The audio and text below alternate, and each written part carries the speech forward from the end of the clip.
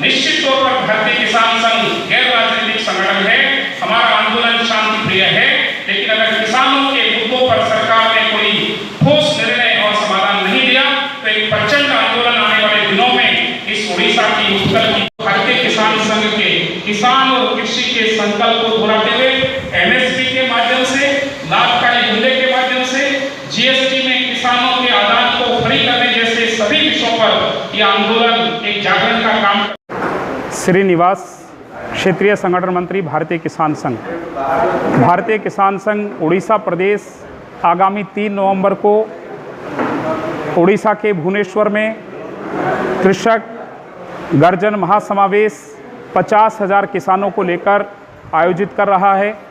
उड़ीसा के किसानों के जो मुद्दे हैं उसमें धान के बोनस का मुद्दा है, धान की खरीद के टोकन को समाप्त करने का मुद्दा है, किसानों को पर्याप्त बिजली और सिंचाई के लिए उपलब्ध पानी का मुद्दा है, किसानों के सामने मक्का प्याज के किसान का मुद्दा है।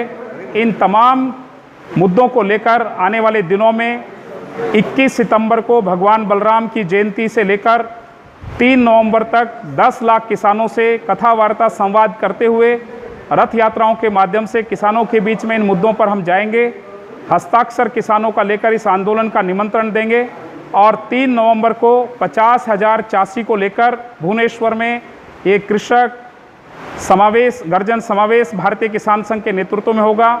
हम राज्य सरकार से आह्वान करते हैं कि किसानों के इन मुद्दों पर शीघ्र समाधान करने का प्रयास सरकार करे, क्योंकि किसान आंदोलन के लिए इसलिए मजबूर हुआ है क्योंकि आज उसके सामने जीने का संकट है।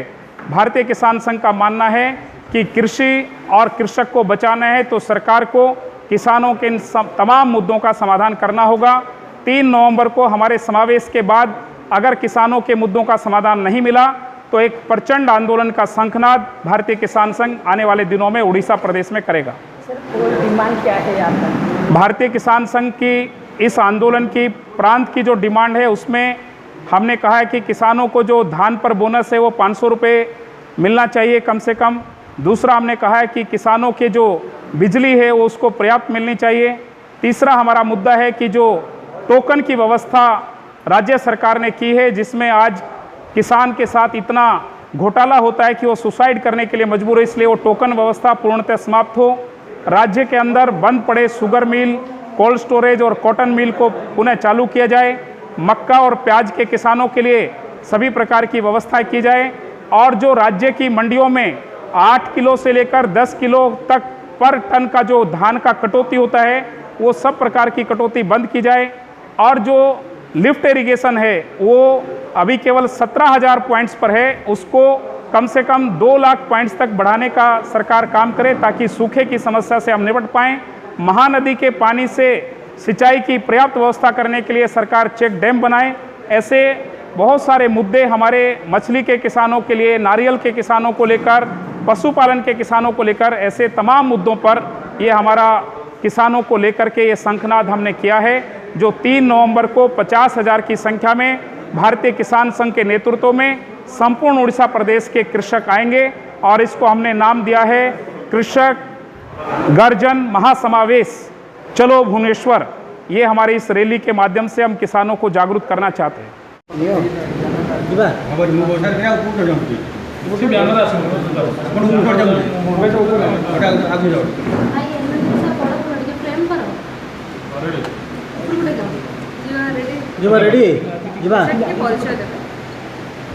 आपका श्रीनिवास, क्षेत्रीय संगठन मंत्री, भारतीय किसान संघ।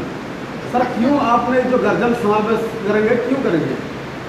भारतीय किसान संघ उड़ीसा आने वाले 3 नवंबर को किसान कृषक गर्जन महासमावेश 50,000 किसानों को लेकर भुवनेश्वर में आयोजित करने का निर्णय हमने किया है।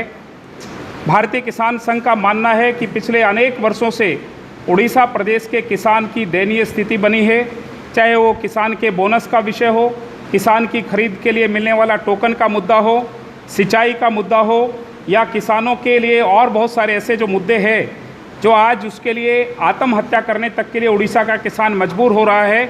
ऐसे तमाम मुद्दों को लेकर भारतीय किसान संघ ने संघर्ष का शंखनाद किया है। हम राज्य सरकार को चेताना चाहते हैं कि किसानों की समस्याओं का शीघ्र समाधान करें, क्योंकि किसान इस देश की रीढ़ है, प्रदेश की रीढ़ है। अगर उड़ीसा को हमको आत्मनिर्भर करना है तो चास और चासी के उत्थान के बिना ये संभव नहीं है।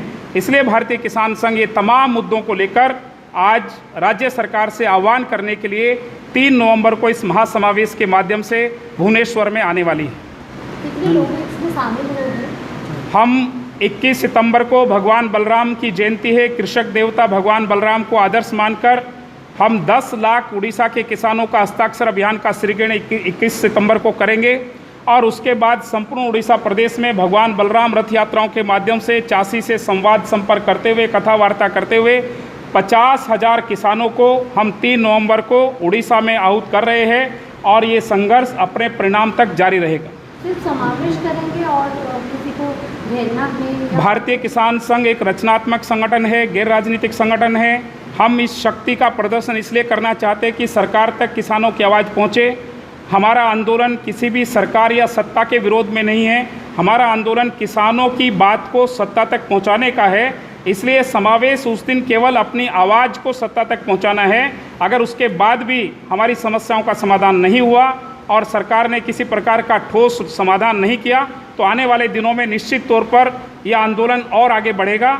लेकिन 3 नवंबर को हम केवल समावेश करेंगे, अपनी बातों को शांतिपूर्वक सरकार के सभी प्लेटफॉर्म्स पर हम लेकर जाएंगे और उड़ीसा के किसानों को जागृत करना, उड़ीसा के बेरोजगार युवा जो आज उड़ीसा से बाहर जाते हैं उनको कृषि कार्य की ओर आकर्षित करना, ये भी हमारे इस आंदोलन के प्रमुख मुद्दे हैं।